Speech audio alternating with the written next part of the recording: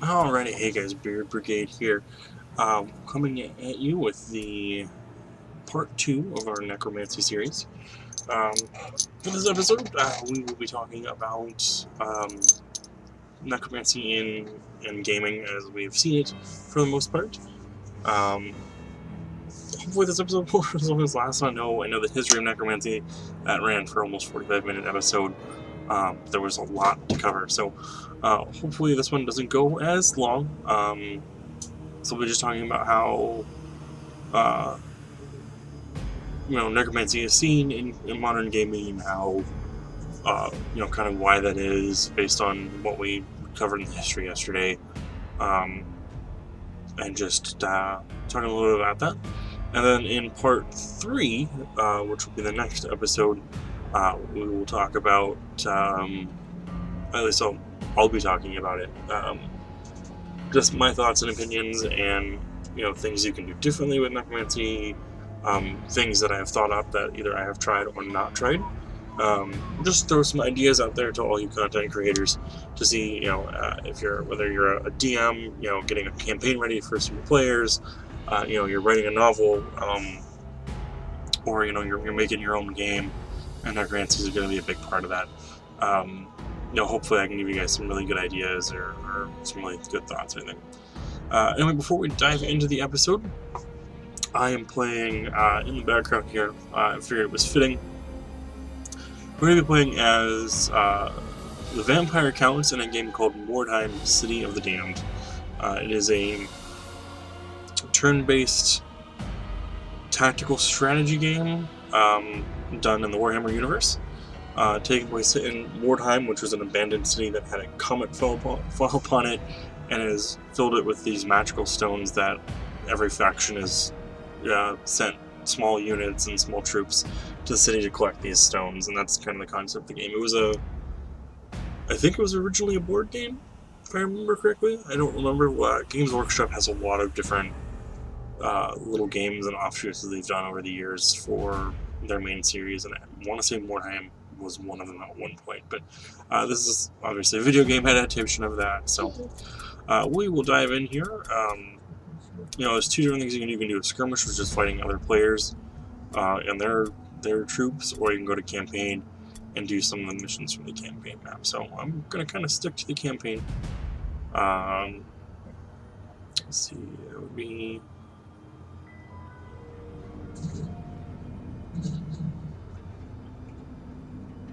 Alright, we'll do this one.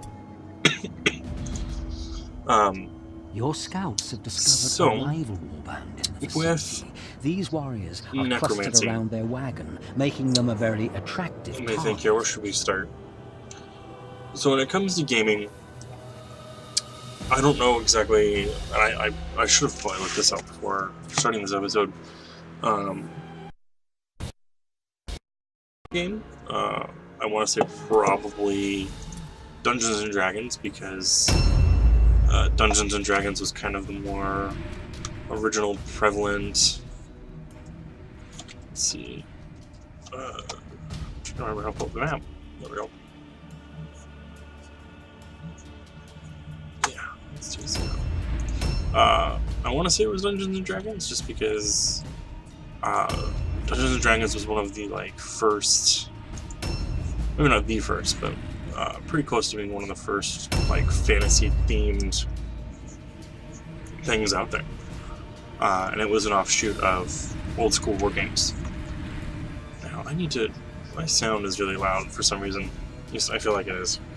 Probably isn't, but to me it feels like it's not. So with necromancy, as we learned in the history, as we got into the Middle Ages and things like that, it really became this, because of the church, it became this really big, no-no thing. When before it was, just kind of like witches, where, it wasn't necessarily a bad thing, and, or it was commonplace as a way of trying to, foresee the future. So, we have this concept in modern gaming, that has evolved from this taboo that came about in the Middle Ages that necromancy was no. Like we don't mess with necromancy. It's a bad thing. And I honestly think that is where our... Is that it? Straight ahead? No, that's a different one.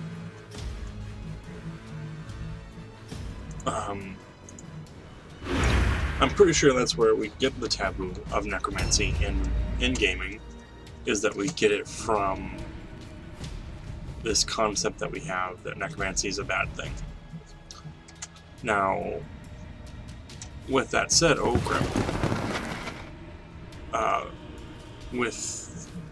With necromancy in gaming, with it being this no-no, and we having this taboo, the most common outlet or appearance of necromancers or raising of the dead or anything like that is as a villain.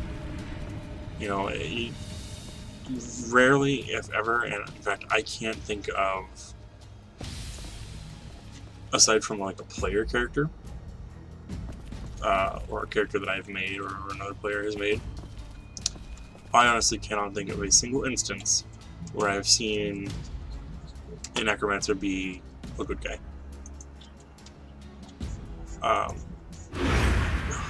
It's the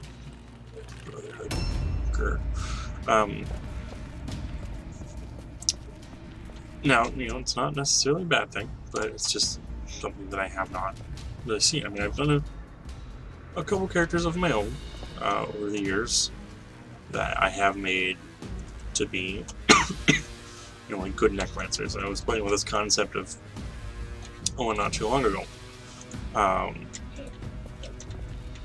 you know, where he was a necromancer and, you know, he wanted to do the right thing. Now, you know, like I said, that taboo is coming from the Middle Ages. And it's because of that whole being condemned by the church and then being viewed as a way to summon demons. And I don't know if that's necessarily the way we should look at it, because when you look at a new round, when you look at necromancy at the basis, and at least in gaming, you know, not putting any kind of alignment to anything, we're just looking at the straight mechanic of something. So we're bringing back the dead. Now, bringing back the dead as opposed to resurrecting someone, and bringing back the dead as having just a lifeless corpse that you can command around and it does your bidding, obviously two ends of a spectrum. So we kind of have to look at it as based on the culture.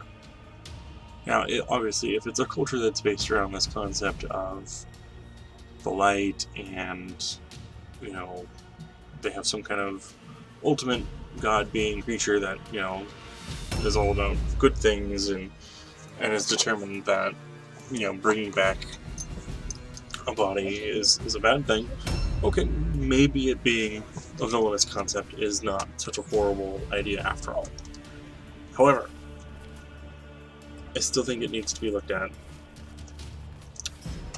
with a little bit more than just chalking it up and saying that this particular culture's god says it's bad. It really needs to be broken down just on a mechanical basis. But then again, it also brings up the question of, I think I kind of talked about this in an episode before, like the morality of stuff. You know, is it the act of resurrecting or of bringing back the dead is what makes the evil, or is it what the purpose of raising them from the dead is what makes it an evil thing, or makes it a villainous concept? I mean, it really, ooh, crap.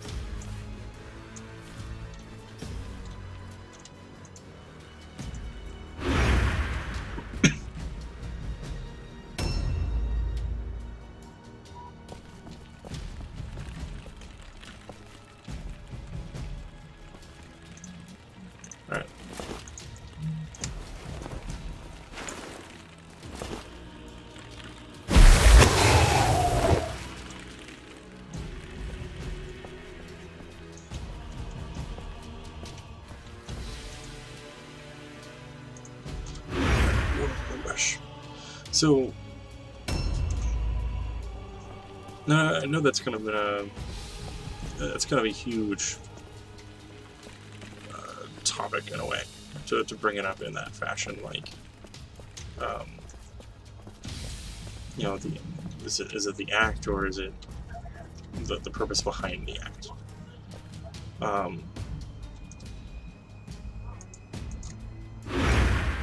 Just because, you know, you run into a lot of gray area with that.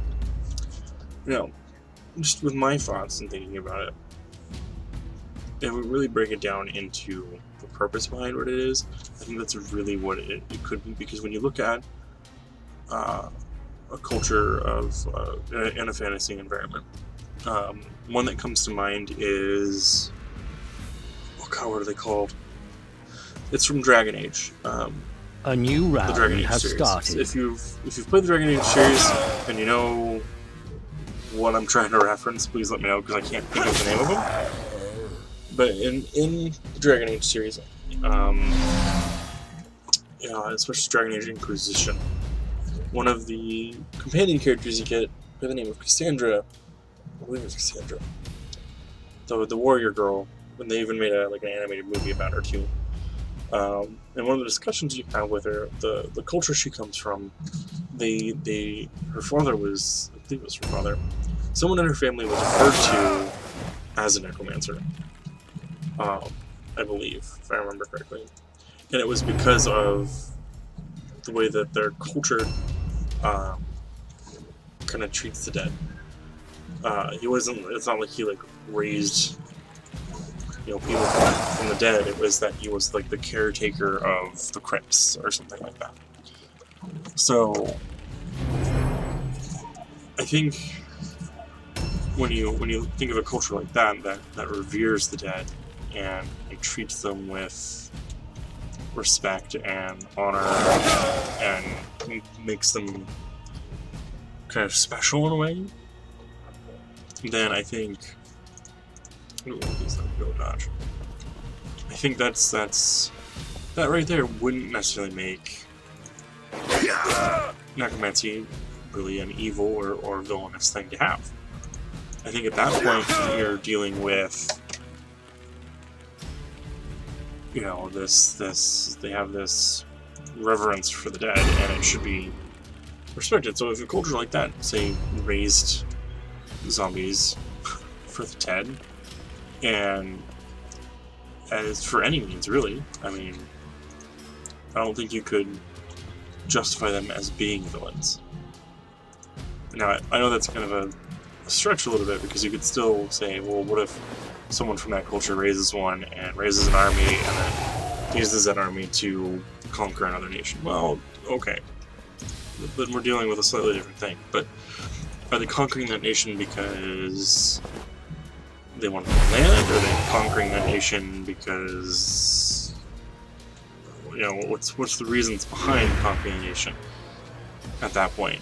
I mean, are they trying to conquer that nation just to conquer them, or are they trying to conquer them for a specific reason?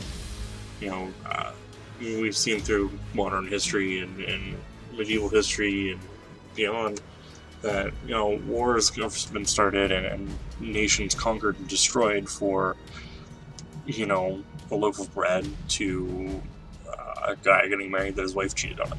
Like, there's dozens of reasons. So I think that's something else you have to look at. Now, when you look at it, because I'm kind of getting off task here, so when you look at it in gaming, so in Dungeons & Dragons, a new round has started. Players can, in most versions of D&D, when you play a wizard, you actually have the ability to take on necromantic magic spells. And, of course, in D&D, you have alignment of, you know, chaotic good, chaotic neutral, and all this jazz. Now, in most versions, like I said, you have the ability to take necromantic spells. Now, the player can actually play a necromancer. Not very common to see, at least in the games that I've run. I haven't seen too many people play as a necromancer. It's not just a common thing. Now, I've asked people here and there that I've gamed with over the years, you know, when you look at the mechanics and what some of the necromantic spells do, I've even begged the question, why not play one? And a lot of them have always had kind of the same answer. Because it's evil. But when you ask somebody why it's evil, they just have that, oh, well, that's what we've always been told. That's what because we've always considered necromancy evil. Which kind of, brings me full circle back to the point of, well, we have this taboo that it's evil, and that's why people treat it the way they treat it. But it's only evil because of the taboo. If we didn't have the taboo, it wouldn't be necessarily an evil thing. So, we have it in Dungeons & Dragons, and then you get to, and necromancy's been around in Dungeons & Dragons since the 1st or 2nd edition, at least. I know it was prevalent in 3rd edition. I want to say it was in 1st edition, but I never played the 1st edition of D&D. So if you are someone who's played the 1st edition of D&D and you know for a fact that there is necromancy in there, please leave me a comment, let me know. Because I've only played from 3rd edition up. I only played a little bit of 3rd edition. I did some 3.5 and I did a little bit of Pathfinder. But I was young at that point, so I never really got into it. So, so that's been a long running thing. And then we get to like the Elder Scrolls series, where I can't remember because it's been so long and I haven't played all of them. If it's been prevalent in all of the Elder Scrolls games, I know Elder Scrolls Oblivion, necromancy became a big topic. In fact, one of the first things you run into is a cave with a necromancer in it, or as part of a mission, as part of like a little inn you go to. And there's a big thing like with the mage school of like how necromancy is bad, how necromancy is evil, and you run into a lot of different quests. A new round has started. Have the whole necromancy's bad, don't mess with necromancy stuff. So, there it is again, thought of as an evil thing. It's this subject of villainy. But then again, in the Elder Scrolls games, you can take necromantic spells, you can raise people from the dead, and you're supposed to be the hero. So, are you being a hero because you're raising the dead, even though it's thought of as bad? Or is it, again, just a cultural aspect within the series that states, oh, well, because it's necromancy, it has to be evil? Or is it just that one particular culture within the game that considers it evil? Because, obviously there's necromancers, so is it really all that bad? Is it really a villain thing? Now, and then we get into, let's see what else is necromancy. Like Heroes of Might and Magic. Old school series, actually, now I think about it, I probably should have done that for the video. Because I have one of the older ones. Great game series. If you're not familiar with the Heroes of Might and Magic games, definitely check them out. They are a lot of fun. I grew up on those games, especially Heroes of Might and Magic 2. Me and my dad and my brother dumped I don't know how many hours into that game. Sitting around playing together, just having a good old time with it. Oh, I am just kicking butt and taking names, guys. What I really need is Otto Mayer's token. I don't know where Otto is.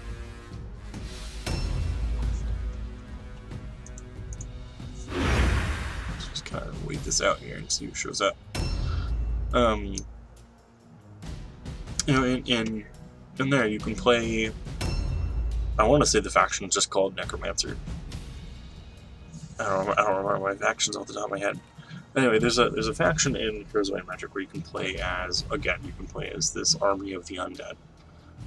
Or you have zombie soldiers, and you have vampires and skeletons and all this stuff. And one of the really cool things about it is that some of the spells you have access to, or you can gain access to, is Raise Dead. So at the end of each fight, you raise a certain, depending on the level of the spell, you raise a certain amount of skeletons out of the fallen enemies. So you, at each battle, you're bolstering your army. Now again, a new round in the campaigns for heroes, they are considered villains. You know, you come across a necromancer in the storyline of Heroes and Might and Magic, whatever campaign you're doing, and you find them to be villains. And there's even a couple campaigns where you can play as this faction, and you're considered the villain. Now, again, the taboo is causing it, because, I mean, in Heroes, I mean, I don't know the storylines too well, to be honest with you guys.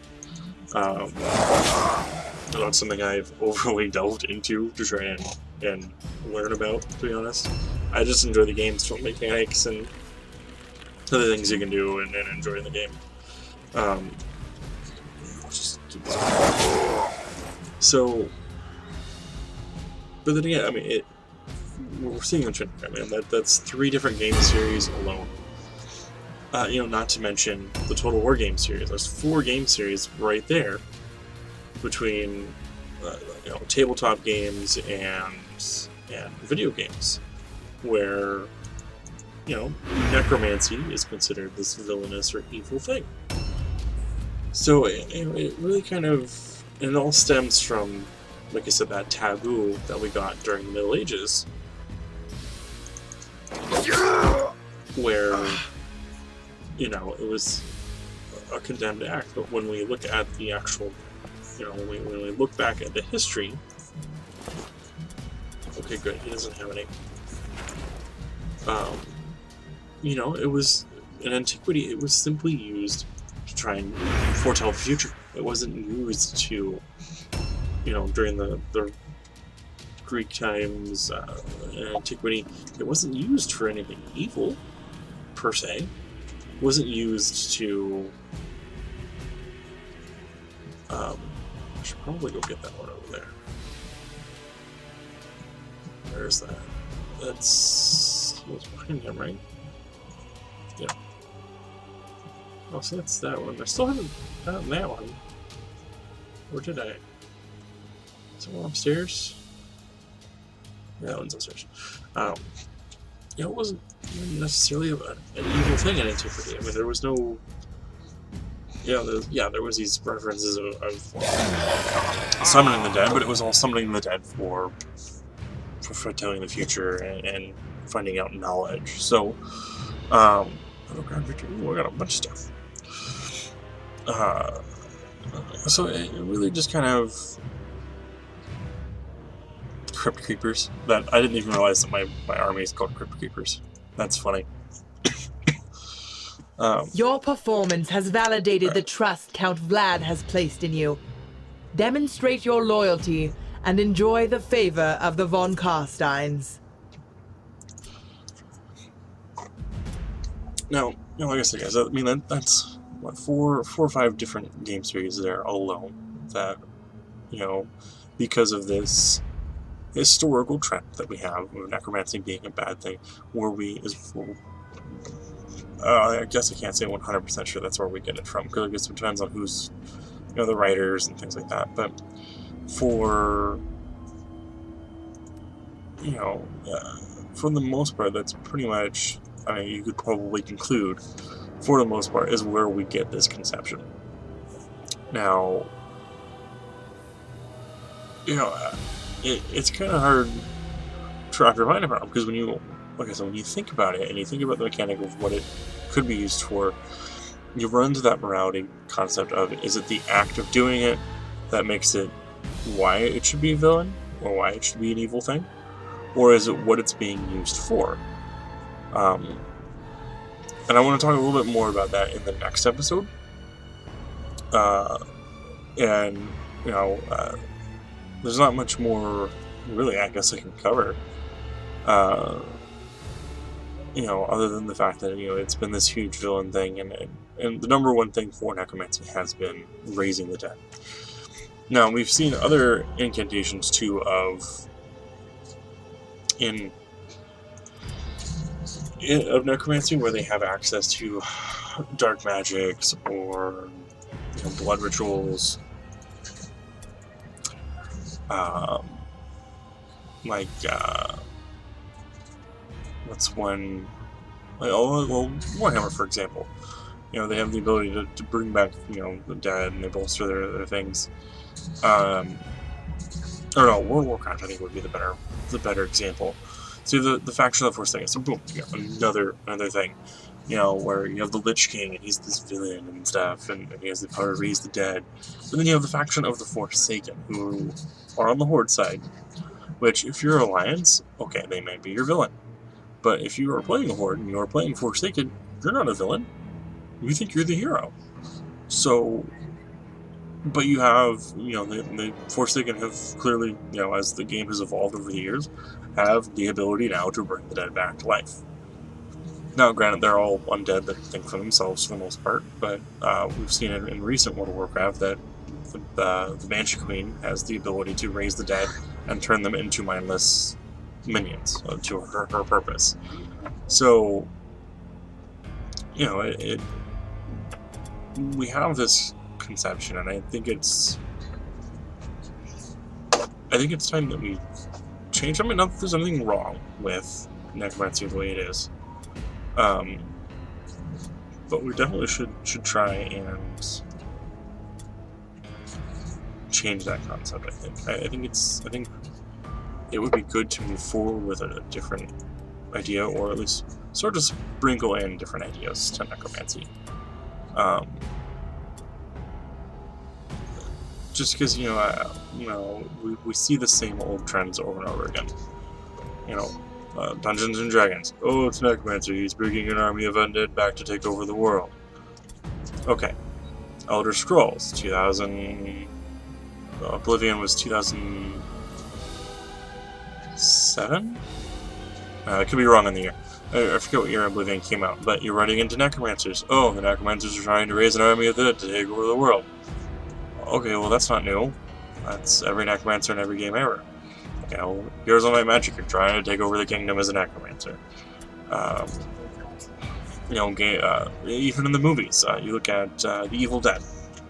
You know, oh, there's this evil necromancer guy who's trying to raise an army of the undead to take over the world. You know, it's the same old trend over and over again. But when we look at things like Dragon Age, where there's the culture that reveres the dead, and they have these people who are caretakers for the dead, I find that far more interesting, because it adds this new level of, ooh, well, that's different. Like, what's going to happen with this? Like, what are we going to do now? Like, how is this going to affect stuff? So, I think it would pay more to turn it on its head than continue with this trend that we've seen in gaming with the dead. So, one thing I want to challenge you guys, because I mean, honestly, I've kind of rambled on about the same thing over and over again, just with different theories, and just, you know, the constant repetition of seeing necromancy as a villain. You know, we don't really see too many other references. New shipment request arrived. So I want to challenge you guys, my viewers. So if you've watched this episode and you have liked it, of course, hit that like button for me. But I want to challenge you guys, and I want to get as many responses as I can. And if you know somebody who has an answer or knows an example of this, and I'm looking for non-player characters, something that you haven't created, something that you have seen in a franchise, whether it be a movie, television show,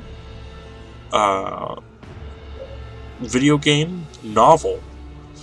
I want to see how many different references we can find of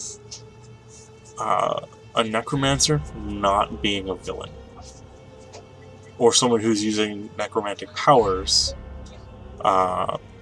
I want to see how many we can find, how many references we can find where they're not considered a villain. And I want to challenge you guys to do that. And I want you guys to come back, leave me a comment. If you know somebody who knows it, let them know. Hey, check out this video with this guy. You know, even if they're just checking out this one episode, have them pop over, watch the video, leave me an example of a non-player character. Like, I'm talking like major franchises, major book series. You know, if it's a published work that has earned income in some way, fashion, or form, yeah, I want to know the reference. I mean, even if you guys haven't seen, you know, YouTube videos of someone doing it, still shoot me a reference. I want to try and compile a list of references, and I want to be able to put that reference on the website, or on my website, as like a reference tool for you content creators out there to check out works that have non-villainous necromancers in it. That way you guys can get a little bit inspired. Now, with that, we're going to wrap up this video. I know it was kind of short, and I kind of rambled about the same thing, so I'm sorry about that, guys. I guess I probably should have just left in what my next episode's going to be about into this one, but it kind of more of a challenge to you guys is really what I wanted to do with this episode. So, with that said, we will get to everybody's favorite part. And before we do, I want to just let you guys know that next episode, part 3, we will be talking about, or I will be talking about, just my thoughts and ideas on new ways to interpret necromancy, things that I have found, or listened to, or heard about, in terms of necromancy and new ways to look at it, and you know, just throw some concepts and some ideas at you guys, so that way, you know, the next time you have a necromancy thing pop up, or you want to throw in a necromancer, but you don't want to throw in the same old type of necromancer, you guys can have some ideas. You know, I'm going to throw anything from at you of, you know, player characters to villains to non-villains to just random characters, you know, cultural ideas, things like that. I'm going to throw a bunch of stuff at you guys in the next episode. So, if you haven't already, hit that subscribe button along with that bell. That way it'll notify you the next time, or it'll notify you when that episode pops up. That way you can check it out right away. Anyway, guys, time to get to the best part, right? The part that you've been waiting for me to do, since I've been rambling on here. It is time to update the playlist. So, first up, for our Nerdclectic playlist, let's see. Ooh, there's a lot of good ones here.